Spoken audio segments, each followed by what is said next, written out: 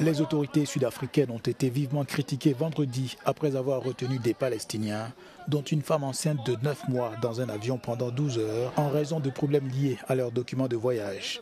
Un pasteur a rencontré les passagers.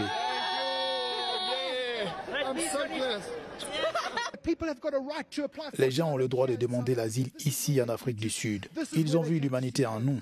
En tant que Sud-Africains, nous nous sommes battus devant la Cour internationale de justice pour ces personnes et elles sont venues ici parce qu'elles croyaient en notre humanité.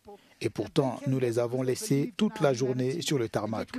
Des bébés, des petits-enfants, leurs cheveux collés à leur tête, la sueur coulant à flot. Je suis monté dans cet avion, c'était comme un sauna à l'intérieur. Les Palestiniens ont atterri jeudi à l'aéroport Ort Tambo de Johannesburg, sans documents délivrés par Israël, ni durée de séjour déclarée. Nous avons survécu à 2 années de guerre, pendant lesquelles nous avons été confrontés à la mort au quotidien.